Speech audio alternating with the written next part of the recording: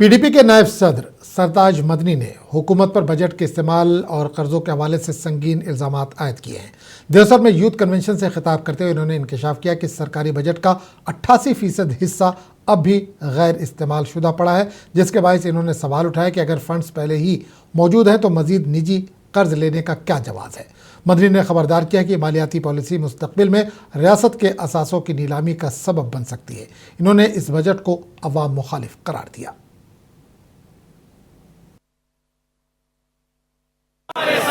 कर्ज कन्वेंशन नहीं था, ये एक रूटीन यूथ कन्वेंशन था हल्के इंतखाब देवसर का। ये इनकी ही ख्वाहिश थी, लड़कों की ख्वाहिश थी कि हम एक प्रोग्राम करेंगे, तो उसी सिलसिले में आज हमने यहाँ मुनाकद किया था टाउन हॉल में। मैंने बजट में जहाँ तक मैंने अपने एमएलए से सुना या असेंबली की कार्रवाई थोड़ी बहुत देखी, मैंने उसमें जो इन्होंने कहा था कि 1 लाख नौकरियां, वो मैंने बजट में नहीं देखी। जो इन्होंने कहा था 200 यूनिट बिजली, वो मैंने बजट में नहीं देखी। जो उन्होंने कहा था लोगों के लिए राहत दे देंगे, वो मैंने बजट में नहीं देखा। रोजगार फराहम करने और मनरेगा को बहाल करने का मुतालबा करते हुए आज जम्मू में कांग्रेस कारकुनों ने पुरअमन एहतजाज किया।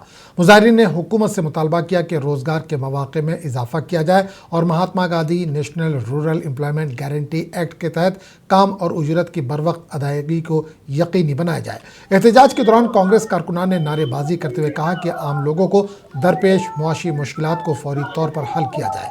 पुलिस ने सूरत हाल को काबू में रखने के लिए मुतअद्दिद रहनुमाओं और कारकुनों को हिरासत में लिया। वापस दो, हम तुम्हारे साथ हैं, हम तुम्हारे साथ हैं, हम तुम्हारे साथ हैं। कांग्रेस के नायब सदर सुरेंद्र सिंह ने आज तराल के मुख्तलिफ इलाकों का दौरा करके मुतअद्दिद अवामी वफूद से मुलाकात की। इस मौके पर इन्होंने तराल में बिजली के गैर ज़रूरी कटौती पर सख्त बरहमी का इजहार किया। इन्होंने कहा कि महकमे को तयशुदा शेड्यूल के मुताबिक बिजली फराहम करनी चाहिए ताकि अवाम को मुश्किलात का सामना ना करना पड़े। अपने दौरे के दौरान इन्होंने लहतपुरा में शहीद होने वाले CRPF जवानों को भी खराज अकीदत पेश किया और उनकी कुर्बानियों को सलाम पेश किया।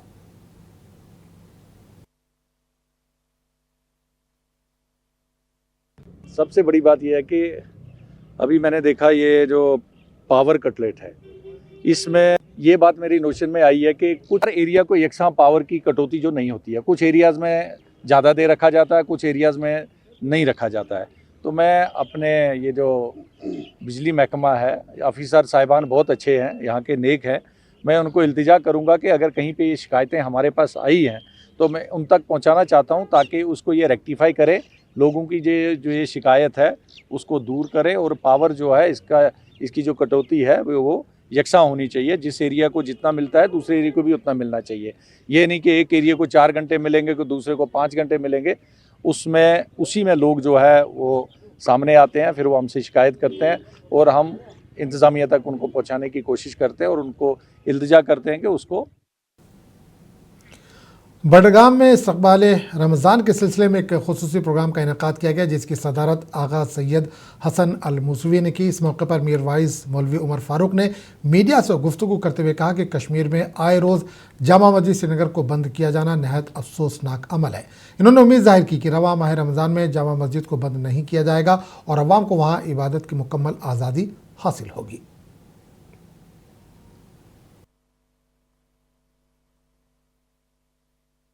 अल्हम्दुलिल्लाह माह रमज़ान की आमद के सिलसिले में आज जो ये एक पुरवकार इस्तक़बाल रमज़ान का प्रोग्राम यहाँ पे मुनक़्क़द हुआ, जिसमें कि हमारे उलमा, हमारे फुज़ला, हमारे अइम्मा, हमारे ख़तीब बड़ी तादाद में इन्होंने इसमें शिरकत की और मुझे भी मौका मिला उनसे बात करने का। तो इंशाअल्लाह हमारी ये कोशिश है कि चूँकि माह रमज़ान अब आ रहा है और ये एक ऐसा महीना है जिसमें कि हमारे जो मुसलमान हैं वो मसाजिद के साथ, खानकाहों के साथ, इमाम बाड़ों के साथ जुड़ते हैं। तो आज का पैगाम यही था कि हमारी मैसेज क्या होनी चाहिए, खासकर अपने यूथ के लिए। हमारा यूथ जो एक ऐसा महीना है जो अल्लाह के साथ अपना ताल्लुक मजबूत करने का महीना है, जिसमें कि हम तकवा, परहेजगारी का जब हम जिक्र करते हैं उसके साथ साथ हमें अपने नफ्स की बात करनी है। पहले हमें अपने आप से शुरू करना है, इस्लाह करनी है, बेहतरी करनी है और उसके बाद हमारे नौजवानों को ये पैगाम देना है कि जो कैरेक्टर बिल्डिंग जो है वो सबसे अहम एक पैगाम है माह रमज़ान का। तो इंशाअल्लाह हम उम्मीद रखते हैं कि जो भी हमारे एक इस्लामी जो हमारे नज़रियात हैं उनकी तरवीज के लिए जो हमारे इशूज़ हैं, चाहे वो सोशल इश्यूज हों, मनशियात के मामले हैं, बाकी इश्यूज हैं, जहाँ उन पे बात होगी, जहाँ पे हम इस्लामी मामलात पे बात करेंगे, समाजी मामलात पे बात करेंगे, वहाँ पे हम। मुल्क के दीगर हिस्सों की तरह भदरवा में भी महाशिवरात्रि का त्यौहार मजहबी जोशो खरोश के साथ मनाया गया। बच्चों, नौजवानों और बुजुर्गों समेत मुख्तलिफ उम्र के लोगों ने शिव मंदिरों का रुख किया और भगवान शिव की पूजा की। अकीदतमंदों ने मुक़द्दस शिवलिंगम पर जल और दूध चढ़ाया। पूरे दिन मंदिरों में ज़ायरीन की खासी भीड़ देखने को मिली। इस मौके पर ज़िला डोडा के तमाम शिव मंदिरों में खुसूसी इंतजाम किए गए थे।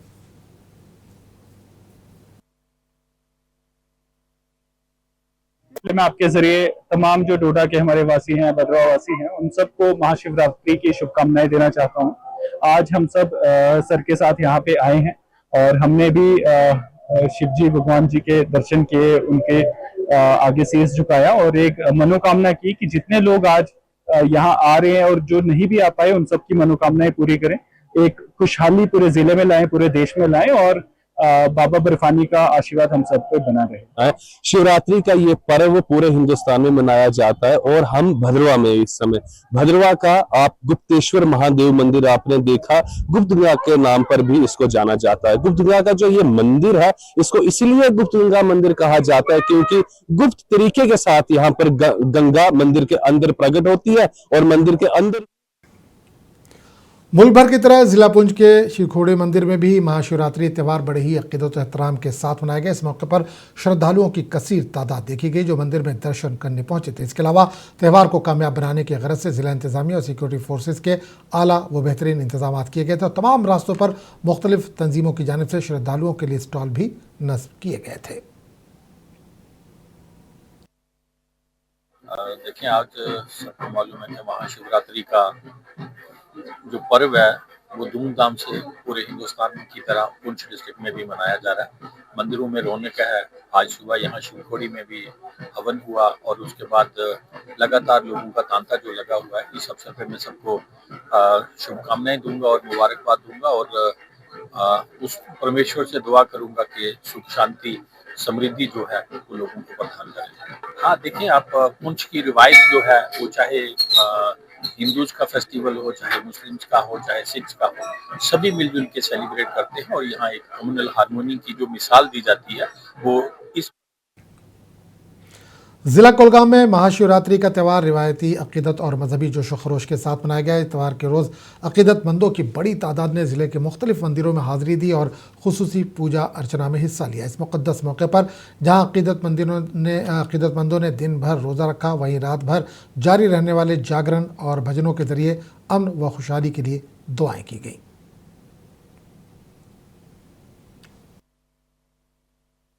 का नाम है शिवरात्रि। शिवरात्रि हम मनाते हैं, कश्मीरी पंडित मनाते हैं, सारे मनाते हैं, हिंदू सारे मनाते हैं शिवरात्रि। आज का दिन शुभ दिन है, सबको शिवरात्रि का मुबारक भी है।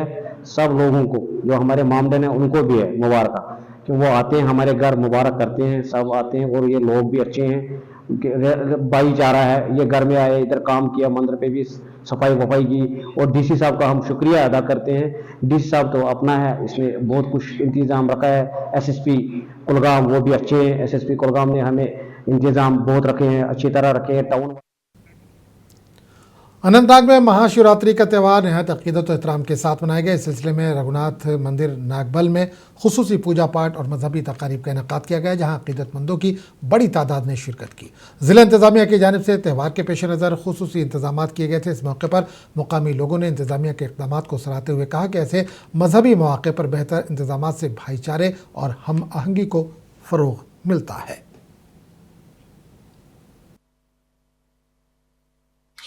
महाशिवरात्रि के पर्व पे हम इस मंदिर में आए थे और हमें बहुत ज्यादा अच्छा लगा। यहाँ पे भजन कीर्तन चल रहे थे, डांस वगैरह हो रहा था, उधर भंडारा लगा हुआ है और सभी ने बहुत अच्छे से पूजा की। मैं सभी से ये कहना चाहूंगी कि सबकी जो विशेष है वो पूरी हो और हैप्पी महाशिवरात्रि। मैं राजस्थान से आई हूँ, यहाँ पे मैं जीएमसी में MBBS चल रही है मेरी, कि मुझे ऐसे घर की याद ही नहीं आ रही है क्योंकि मुझे यहाँ पे वो सारी चीजें मिल गई है जिसे मैं चाहती थी कि मेरे लिए महाशिवरात्रि पे ये सब कुछ हो, मैं सब कुछ करूँ, वही चीजें मैं यहाँ पे देख रही हूँ कि जैसे सब लोग भी बहुत इंजॉय कर रहे हैं और अच्छा है, मतलब काफी अच्छा लग रहा है।